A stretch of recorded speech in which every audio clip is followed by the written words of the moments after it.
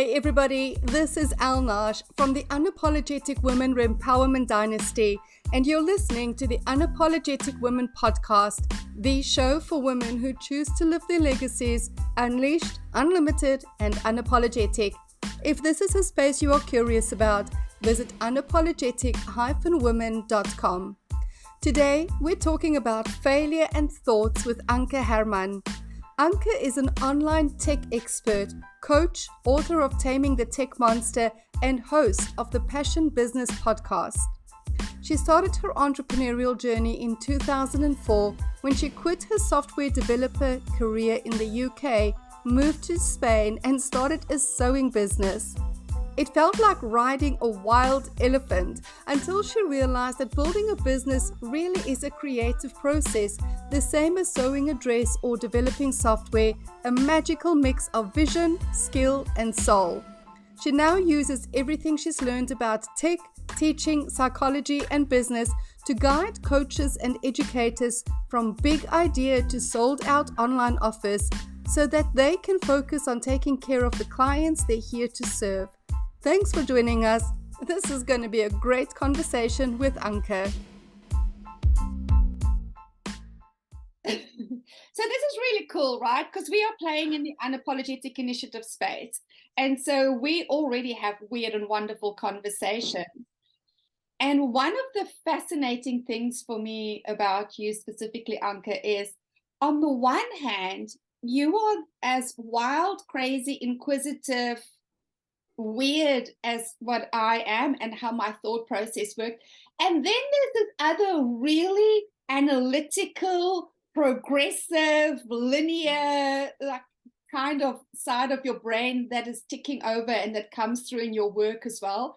And I find this combination so refreshing in women, and so delightful and really challenging for me a lot of the times, because I'm like, how do you do it? How do you do the flow and then that like the straight and narrow, baby? So thank you so much for coming on to today's podcast. It's been a while since I've been wanting you on, so thanks for being here. I'm really excited. I just can't wait where this is going to go. Me neither, because this could go anywhere. Okay, so I'm going to start the same space where I start with every single woman, because I feel like this is the foundational piece that has been fundamental to my personal growth and transformation. What does it mean to you to be an unapologetic woman? I think the word unapologetic, it's almost, to me, it kind of says exactly what's on the tin. It's that sense of giving myself permission more than anything, giving myself permission to just be who the heck I am without sugarcoating anything, without making anything sound nicer than it is, right? And without making myself, I don't know, it goes both ways. Like, it's neither trying to appear something that I'm not really, or trying to dumb myself down to not intimidate somebody else, like any of this. And I think it's one of those beautiful things that seem to get easier and easier with age. Like when you're 20, you're so worried about, will some guy like you, or what will that mean for your career? And it's now that beautiful space of, I don't care. I really don't care, because I think the more, and I've also seen the beauty of it, because the more you allow yourself to just be yourself, the more your people can feel you, right? You all of a sudden have these magical connections with people that you never knew existed, right? So from that point of view, but the unapologetic element of it is to just no longer I say, because I think as women we're often brought up with this, you've got to be Mrs. Nice Girl, and I was like totally Mrs. Yes is default answer, Mrs. Too Nice for our own good kind of girl. And so it has been an evolution to go, oh, you don't like what I'm saying? I don't care, right? So it's been an evolution, but it's very refreshing, and it's almost like, yeah, I can't see myself ever going back into the box. I want to pick up on the word sugarcoating and nice girl, because those are kind of things that I've really struggled with my entire life. What I mean by this is there's this perception that I've always had that in order for me to be a good person, I had to be a good girl. For me to be a good girl, I had to be sweet, right? The sugarcoating part. But the internal struggle that I had was I didn't like sweets. Like I didn't really, when I met sweet people and especially sweet women, I could only take them in small bits. And then it would be like too many spoons of sugar in my coffee. It would just become too sweet for me. Did you ever have that experience? And why do you think that we have this sweet mold almost that society wants to put us in? That's interesting. I haven't had that experience with the sweetness per se, because I do like sweets. And I don't, and for me, it's like what this brings up more is meeting or not disappointing people that matter to me. Right? So it's about meeting and exceeding expectations, not letting anybody down, not so much, and that would include,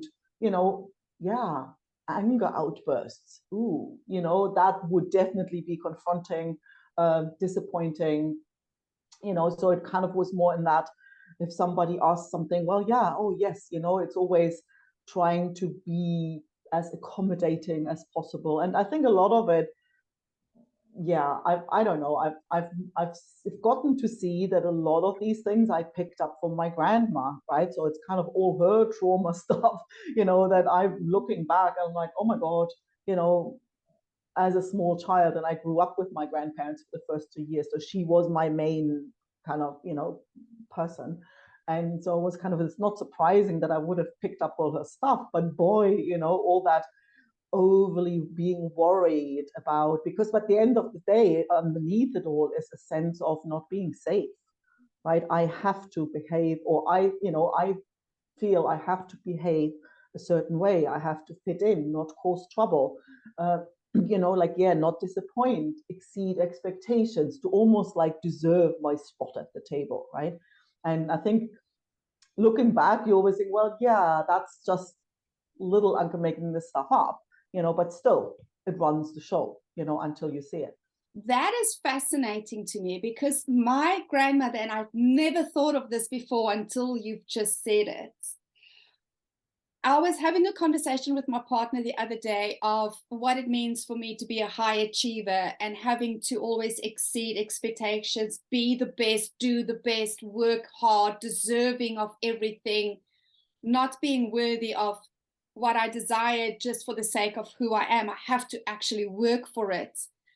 And my grandmother, now that you say it, played such a pivotal role in that.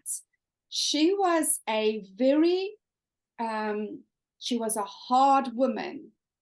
She was a hard woman in terms of there was no nonsense, like no nonsense were tolerated in her space. This is the way that things were done, and everything was done really precisely. She was a school teacher by trade. My grandfather was a high-ranking police officer, so there was that image, that whole thing that had to be brought forward, and we clashed a lot. Like my grandmother and I had this fascinating battle of the wills, even as a teeny tiny little girl. And for me, that's where my pressure came from. Wasn't from my mother or my father. It was this idea that I had to exceed my grandmother's expectations of me because she held the highest bar. And when I look back on it now, I can have so much compassion for who she was as a woman, because I think we forget the times that they lived in as young women, which formed their character. She lived through the world wars. And so isn't it interesting how so much of what we were conditioned with weren't necessarily from our parents' generation, but from our grandparents' generation, coming out of the trauma of the era that they lived in. Yeah, totally, totally. I think I mean, the first time I heard the term intergenerational trauma, I didn't really like, wait, what? But when you look at it through that lens, there's so many things that can be explained with what happened to them, and say, like, it's funny because my grandma was almost the opposite. Like, she was like this little, when she felt she had no pressure, so she could be herself, she was like sparkly, bubbly, bright, and like the little, like, very social, got on with everybody, like this little, like, sort of life of the party, right? But there was always like, like, there was always this something that kind of made her shrink back and be almost this little mouse, and when you look at what her life, and like, well, it's not surprising. I don't know how you did as well as you did, because she was, that's the thing, that generation, they went through 2 wars, right? She was born at the end of the First World War, so her dad never came back, and her mother died when she was 10, right? So then she was kind of passed on to some uncle. They had her as the maid, so she was like the maid for the 5 cousins. Already at 10 years old, ooh, I'm tolerated. I have to, and she would always say, you have to just swallow it. No surprise, she died of stomach cancer, right? Everything, her way of dealing with things was, oh, you just have to swallow it. She never felt she was in a position that she could stand up, because she was an orphan, which in her mind at the time, it was like, that was, there was a stain on her, that devalued her as a person, right? So that's how she grew up. Then she got married. That's actually quite a funny situation. It's a funny story, in, like, not for her at the time, right? So she met she was a hat maker, right? So she worked in this big department store, met this guy, and and she always spoke really, really highly of him, and he was this artist, and they always had like a painting of him. And so they got married, and she always told this funny story about the wedding night, that they kind of crashed the bed, but nothing really happened, kind of thing, right? Well, he went off to the Second World War, didn't come back, like, was literally after 4 weeks, that was over. Like, she got notice that she was now a widow, which was another kind of manco, another stamp on her, on her sheet of value, what she perceived. So that was another thing that kind of reduced her value. And then she found out the guy was gay, right? And that was, like, on top of it, more embarrassing still, right? So when she met my grandpa, she really felt she was, well, she was kind of lucky that he even paid attention to her. She did not have any self-worth. So obviously nobody encouraged it. She said she got beaten for reading. There's always a chore to do. What are you wasting time reading a book? That kind of stuff. So it's kind of not surprising how she would have grown up believing that, oh, better you keep the ball low. You just kind of, swallow it, because you just have to keep the peace. That whole keep the peace, also that whole worrying about all the things that could potentially go wrong, and I grew up, I was like this super fearful kid. I was like, there's so many, I learned to ride a horse at 32 in Australia, because I could never before even think of, all I could think of, oh my God, a horse, well, if something happens, this horse, I can fall off and I can break my neck. That would overshadow any idea. Well, yeah, you don't have to fall off, and you can actually have fun in the process. Never even entered my mind. So that was my childhood, and I remember I wrote a chapter in a book, one of those multi-author books, and it's called Fear and Us. And I wrote about it, and that's where I got to see it, where I thought, because the editor, then she goes, because I was like explaining that, and then it was about, like, okay, well, when I moved to Australia, that kind of sort of fizzled out. And so she goes, well, wait, that's weird. Like, I don't perceive you as a fearful person now. Like, what happened? And that got me to think about it. And I'm like, well, yeah, what did happen? Well, yeah, because I I then moved and lived with my parents. And so I had less and less contact with my grandma. And I could say, you know what? That whole fearful, oh my God, all this can happen, that can happen, that was never mine to start with. That's why it just kind of fizzled out, because it was never mine. And I think so often fears and stuff we have, like so often it isn't even ours to begin with. Well, I think all fear is not ours to begin with. All fear is conditioned. When we are little kids, we are fearless. Like, just look at toddlers before us adults get hold of them and go, oh, no, can't do that. Oh, that's not safe. Oh, don't touch that. Don't get on that. Don't jump off that. Like, we create fear, not maliciously. I mean, we're doing the best we can. But all fear is conditioned. All fear is not ours to start with. We learn how to be afraid. We're not born afraid. Something I want to touch on, because as I'm listening to you as well, what comes to mind for me is there is a difference between being a confident woman, there was for me, being a confident woman and being an unapologetic woman. When I was younger, when I was in my 20s, I was an exceptionally confident woman. In my 30s, I could fake confidence really well, because by then life was happening. And, I went into depression and all of those things, but I could still show up in the world as a confident woman. In my 40s, I started the path to becoming an unapologetic woman. And for me, that entailed coming home to self, for me to realize that I wasn't loving myself, that I wasn't appreciating myself, that I wasn't respecting myself. I was still putting everybody else in front of me because I had a story going. I needed these people in my life in order for me to belong, in order for me to be safe, in order for me to be a worthy member of society. How do you experience the difference between being a confident woman and being an unapologetic woman? That's a beautiful differentiation. It's something I never even thought about it. But what comes to mind is that, just like you're saying, that the need to even feel or appear confident just drops away. Because we're never all the time confident. I can be really confident about some things and not confident about other things. And I can be super confident one day and not confident the next. So it's just really where your mind is at in that very moment, right? So I think to see through the fickleness of confidence, right? That it doesn't really matter.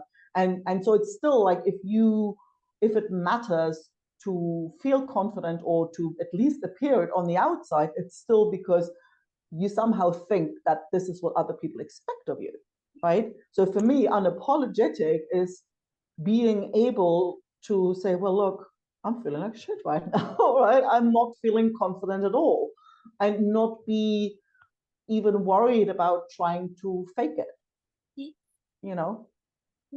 It's so funny because this weekend I was having a conversation and I was saying, oh, no, I'm not going to ask that yet. I'm feeling too shy.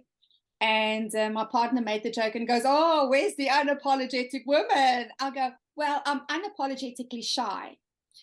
And he just started laughing. And I feel like that is something, it's almost as though we are preached that we all have to aim to be functioning on a certain level, and on that level we're all confident, we're all badass, we're certain, we're creative every day, we're happy every day, we're only on the good, the positive, the uplifting, the high vibe, the joyful scale of emotions, and anything else is almost like a no, you have work to do to not feel that anymore. And I think that's bullshit, because when we start understanding all emotions is just feedback for us, all emotions are good. If we start only being Miss Happy Sunshine every single day and never feel afraid, never feel sad, never feel pissed off, frustrated, like all the other things which good girls aren't supposed to feel and express, we're actually robbing people of a rich life by preaching the positive side of the emotions. Oh, I could not agree more. You know, the image that always pops to mind, and you know, when you've got positive emotions, you've got it's the wave of energy. You just you can't cut the bottom half out. Right? We go through, whatever, like whatever's on our mind at the time, whether we know it or not, like that translates into what we're feeling. And we're going to feel like shit one day, and we're going to feel great the next minute, and then something or nothing happens and things shift. And I think the unapologetic part and the freedom, the relief that comes to just be okay with that, right? To just go, oh yeah, you can look at an energy wave, it goes up and down, right? It's just sometimes different frequencies. Sometimes you go like really high up and really low down, and sometimes it's a little bit more mellow, but it'll always go up and down, and just knowing that, and knowing also how it's transient, right? You cannot hang on to a particular state of mind for a long period of time. Try it. It's like you can't. And just to know that and to go, well, okay, that means like the individual moment of feeling something intense, be it positive or negative, it doesn't matter that much. Right. And so it doesn't like, oh my God, that means now that I'm this and I'm that. No, it's just like I just have a shitty thought right now. And that is like incredibly liberating. What if we dropped all the labels that we are given when we're feeling something, and just go, no labels, it's just an emotion? I kind of wonder sometimes how different people would experience life if they stopped taking on well-meaning labels that the experts give them to make sense of society and human behavior, and just go, no, let's go back to the drawing board, people, and just go, what are you feeling at the moment? And what's the story in your head that's going on that actually is creating this emotion within you? And just sit with that, and sit with every emotion of, it's just an emotion. It's not a disease. It's not a problem, and it's not a bloody label.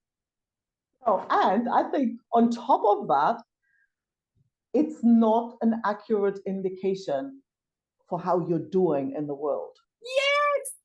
Right? Because it's like you can feel, and I got to see that really clearly in my sewing business, right? Where you have to be creative on deadline and command kind of thing, So you get moments where you feel, oh my God, I feel so inspired, right? And total creative flow, and and with that, obviously you kind of enjoy the doing of it, but then sometimes it works out amazing, and sometimes it goes, oh well, we can tweak it a bit, right? And sometimes you start out, oh boy, I just couldn't be asked, like really don't feel it, right? And then you sometimes start, and then you get into the groove and you get into flow, and then it works out great, or it works out okay. And sometimes you have a shitty day and you kind of can't get into it, and you grumble through the whole damn thing, and in the end it works out great, or like there is no relationship between whether you feel great results or if I feel not confident, that means I'm crap at it. You can be a master at something and still have your moments when you don't feel confident. There is just no relation to it. It's almost like this, that image with the glasses, when you say, well, you just wear certain color glasses. Like, and if you wear brown glasses, everything's going to look like shit. Doesn't matter what you look at, right? So now the good news is you can change your glasses.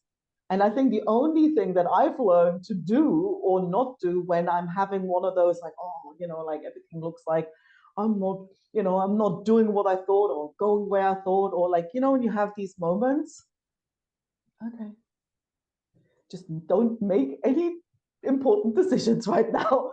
I'm wearing shit colored glasses, so this is not the time to make a good decision. I'm just gonna wait for it. And the less I hang on to that, the less I think, oh well, but I'm feeling so low, this must mean something, that I'm not really that good, or that this is, or so and so doesn't love me, or whatever I might like. The longer I carry on, the longer that state, if I'm going, oh well, I'm having a bit of a shit day today, well, let's go out with a dog and not make any decisions, and you'll find this shifts really quickly. very freeing for me was the realization that every thought is just a thought, and every belief is just a thought that I keep on repeating to myself and creating evidence along the way. When I became unattached to my beliefs and unattached to my thoughts, I started having fun with myself, because sometimes I will pay attention to my thoughts and I go, well, that's an interesting thought you're having there, Al. How's that making you feel? How's this working out for you, Chica?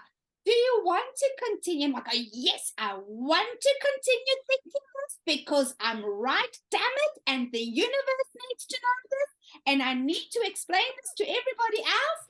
And I go into a real, like, tantrum, like a toddler tantrum, and I'm good with that because I think it's fucking funny. I think it's Oh, it is. hilarious when I do that, and so I can laugh at myself and have humor with myself and be human in the process. Yeah. But But it's still like a bit like watching a movie. Like you can get really yes, immersed, you know, but you still like you still know it's a movie, right? So you yes, still don't get eaten up by it. you don't get eaten up by it. I love that. You don't get eaten up by your thoughts. Mm. And we don't die from our emotions. Like, we can't fuck this up. Like, if there's one message I wish people would really get, is that they can't get this wrong. They can't screw this up. They can relax and have more fun with the journey. And it Totally, seems totally. really hard for people. While you were talking about, the whole every single day, one of the things I love about cycling is it keeps me really humble. And I loved watching the Tour de France and seeing the best of the best in the world crash. And the best and the best in the world win one day and lose another day. And understanding that all days are not created equal. You can train every day, you can practice your craft every single day, and some days it will feel amazing, and some days it will feel like crap, and some days it will look spectacular, and other days it will look like a spectacular crash. That let us not define ourselves by the moment and allow the moment to be the moment. Totally, totally. I always say that, you know, like it's failure, like failure does not exist. You know, I always say, you know, you've just chosen a shitty spot to, you know, a shitty spot to stop and draw a conclusion. You Or know, you can just not. keep going and find another spot, right? Because Yes. whatever, so often, especially when you see it when somebody creates something, like, you know, and I mean, obviously the business, like when people try and build a business where there is no instruction manual really, right? So there is that quite often, oh, I've tried this thing and it didn't work, so I failed. No, you didn't, because most of the time you find that this screw up actually, that was the thing that got you to meet somebody, or it got you to, well, oh, actually this doesn't look, but what about this other? It's kind of almost like walking to a corner so that you can see what's behind the corner. So it's actually just a stepping stone. If you now stay there and say, oh my god, I failed, well, then good luck with that, right? Or you could say, well, it's a stepping stone, because if you keep going and if you go and say, well, okay, well, that didn't quite work the way I thought, and take the next step, you look back and think, oh, actually. And so often, like, you know how many times I've spoken to people who've survived cancer who said, oh, the cancer was the best thing ever happened to them. You know, so it wasn't like, oh my God, that was a tragedy. They were like, oh no, that was the starting point. That's when their life really started. So what looks like this, you know, screw up turns out, I mean, that's the thing. If you keep walking and don't take it so seriously and think it means something about you. I love the time we're living in, because I believe it's one of the times where there's quantum consciousness evolution happening. And one of my observations is that language is not keeping up with consciousness at its most evolved side, which is one of the reasons I am making up words, because the words are not existing. And I'm like, well, if nobody else has made the word, I'll just create the word and start using it, and people can feel the vibration of it. I don't believe in empowerment. I believe in rempowerment. for instance. I believe it's the evolved version of what people think of as empowerment. And I believe, I hope that in the future, the word failure will not exist as part of human vocabulary, because so many people define themselves in the journey and not understanding that there really is no such thing as failure. I don't care what anybody says. It's only feedback on the journey. You're still alive, you're not dead, your journey in this physical realm is not complete yet. And if we can just drop the word failure, which, let's be honest here, has so much negative connotation because of schooling, because we all were made to feel like failures if we even failed a test. There was so much shame and humiliation in failure. It said something about you. Instead of understanding, we take action, we make decisions, and there's feedback in terms of an outcome.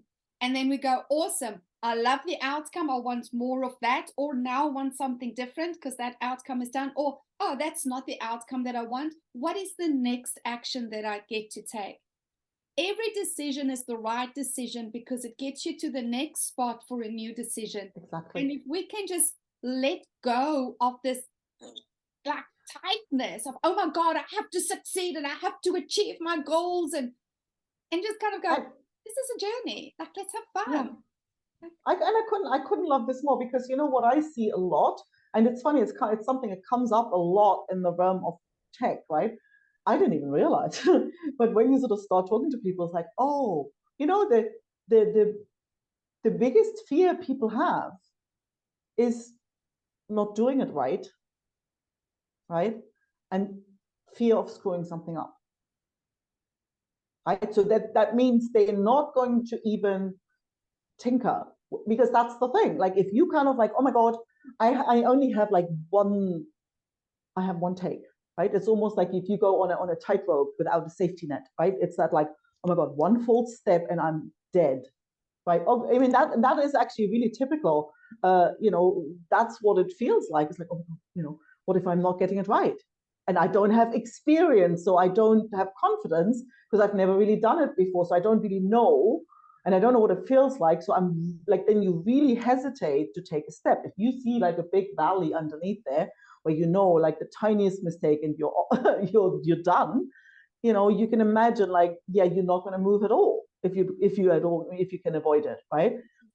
But then most of the time when you look at it, well, no, this isn't a tightrope, that's a chalk line on the bloody floor, right? And because if you know, well, in the tech realm, what could happen? Well, maybe you screw up the page you just built, or maybe somebody gets an email that they shouldn't have gotten. Well, okay, right? Nobody dies, not a big deal, you know. So, but then you at least you have a chance of learning. But if you kind of in this, but so often people know, but I want to get it, I have to get it right? So, and they don't allow themselves those, oh Jesus, that's not quite how I thought it would go.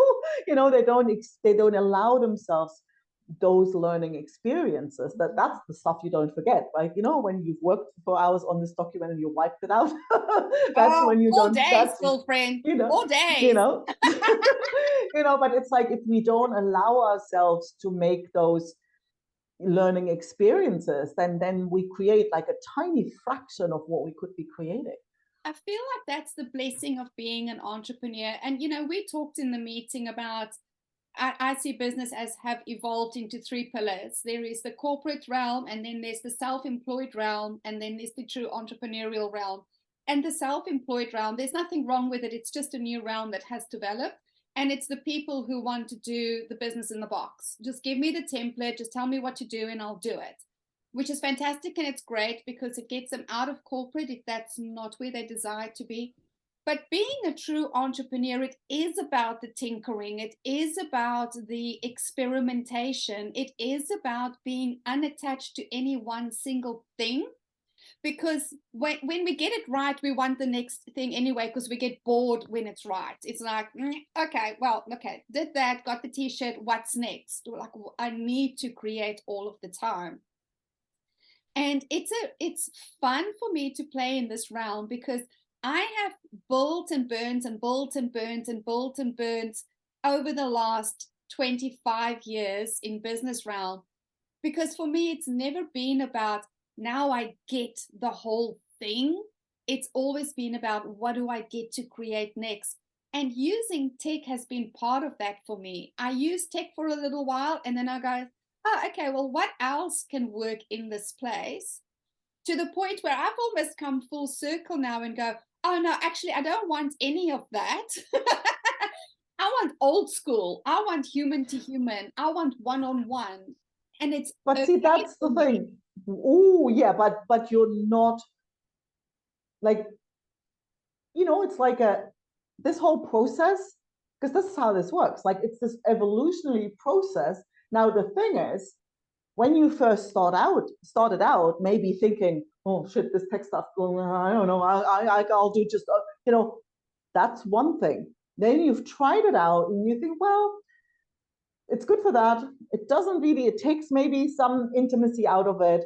Now you come around to it, but this is like one of few iterations on the spiral. Yes. That's not the same way. That's not the same place. Now it's a much more conscious decision, right? So you know what the tools do, and you know what that creates, and you know what you want to create, and you choose to only use certain tools or use no tools at all, whatever, because you value, let's just like, I don't know whether that's the reason why, when you say, okay, if it's low tech, then it's more personal, more intimate, and that is more valuable than the efficiency that the tools give. But that's a conscious decision, and that's not, I always say, it's like, you can say no to anything, but it needs to be a conscious decision and not fear-based. You know how people, oh, I just outsource tech because it's like, it sounds so grown up. Oh, I just give, when it's actually fear-based, when you're just scared to deal with it, and you're just scared to learn enough so that you can even be the person who, you can even find somebody useful to outsource to, right? But it's that fear-based, that you see that a lot. That's not the same as, okay, I've used the tools and I've decided not to use them because, right? And even when I say full circle, it's like you say, it's full circle, but on the next layer of the spiral, right? Absolutely. And I wanted to first learn how everything worked, and I wanted to get feedback. This is a thing that I feel people are missing out on in life. And we're talking about tech, but let's talk about it as life as well. Life is not supposed to be learned in a book. Life is supposed to be learned through life experience. If we never taste a piece of pizza, how do we know we like or don't like the pizza? And we don't have to judge the pizza. It's just somebody will like it and somebody won't. Yeah. There's nothing wrong with the pizza. The same with tech, the same with everything in life. Why do you think people are so goddamn afraid to live their lives and have the experience and get the feedback for their own personal preference? I mean, I've got my philosophy on it, but I'd love to get your take on that. I think the only thing that, would make sense if you trace it back, like if you think that screwing something up really says something about you, well, then you'd be a lot more hesitant. Like, and if you think, I always come down to like what you think is at stake. It almost comes back to that tightrope or chalk line on the floor, right? Because, like, I don't know whether we ever talked about this, that like I grew up in East Germany, right? And I got out before the wall came down. So that wasn't an easy process. There was no easy legal, oh, we are just, no. It's like you either jump the wall and you risk getting shot, or you have some relative on the other side so that you could get a little trip and then don't come back. I didn't have that. Or you basically hand in some paperwork and say, I want to leave. And they go, no, you don't.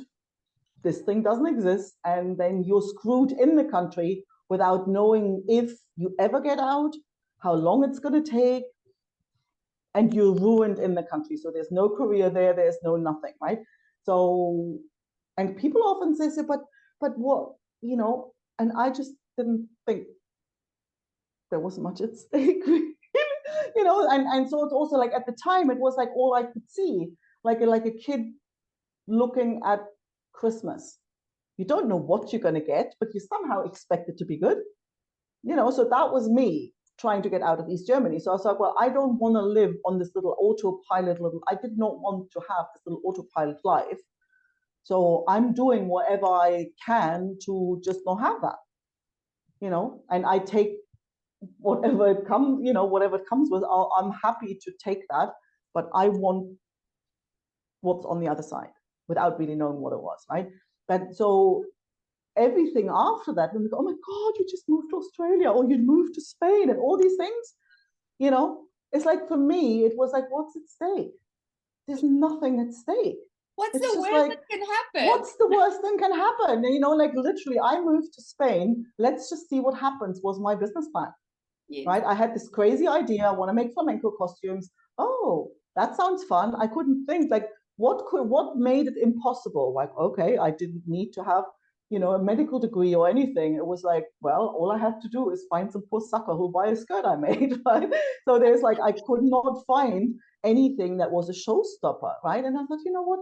I just want it out of my system. I didn't even go thinking, oh, I hope this will work out. All I wanted it out of my system. I wanted to know.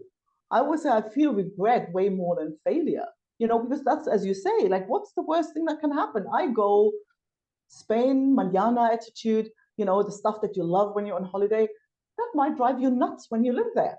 The same thing that you love on a holiday, I didn't know whether I was going to like it in Spain. I had no idea whether anybody would want to buy a skirt I made. Who knows? But there's only one way to find out. And I didn't want to go back like 20 years later thinking, oh, yeah, still I'm sitting here. Yeah, no, unemployed now because nobody hires a 50-year-old programmer.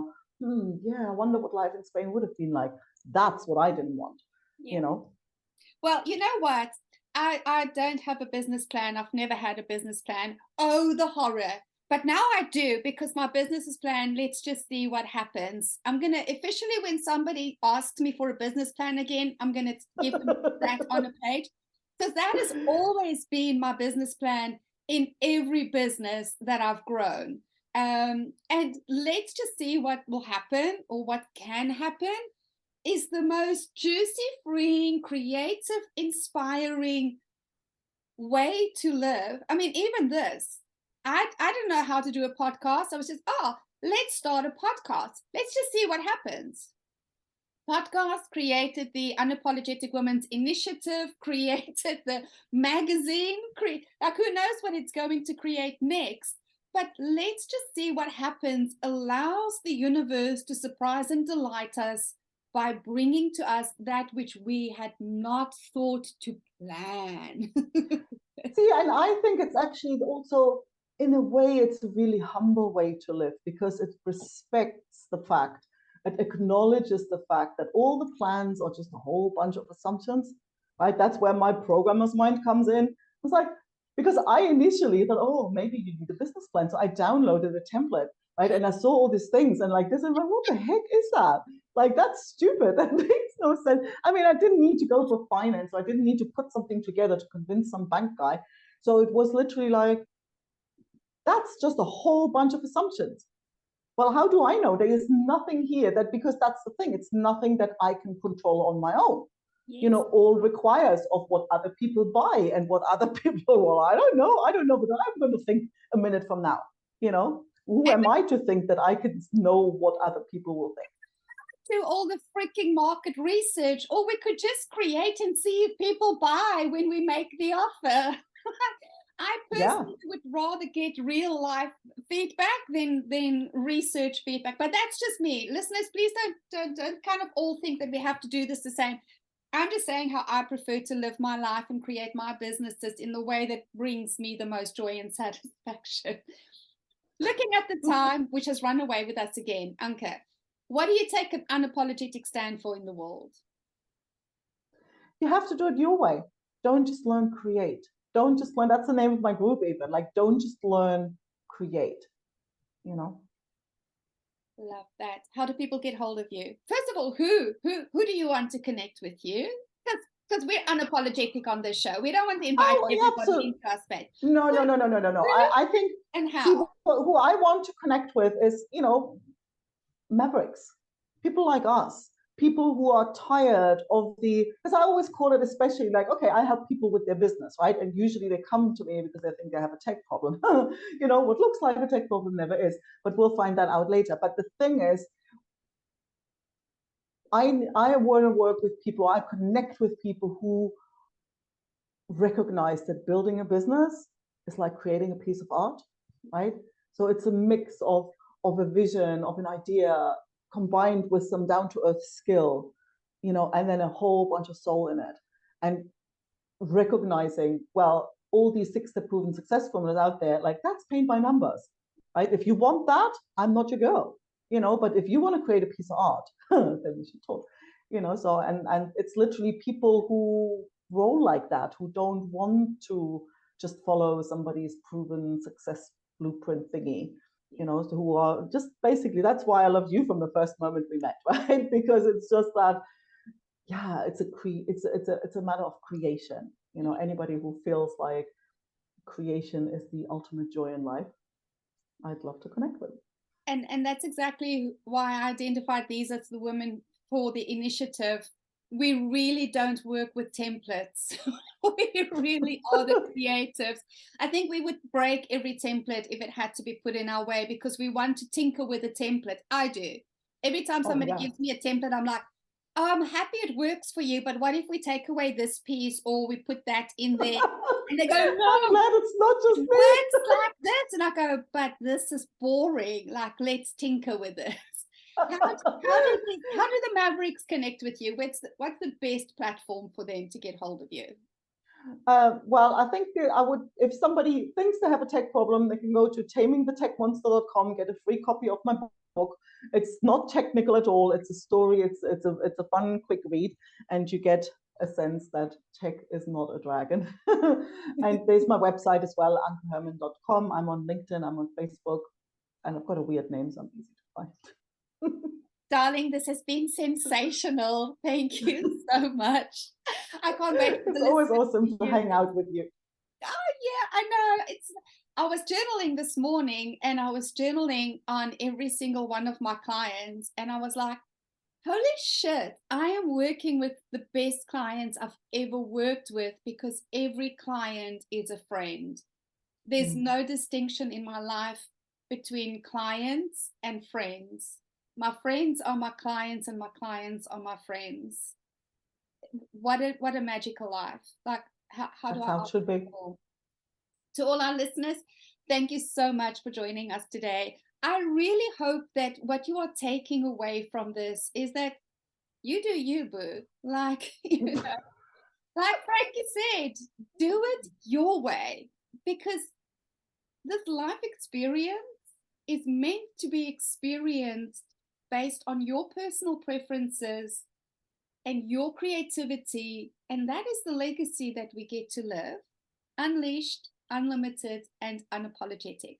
Until next week, have an amazing day further. Cheers.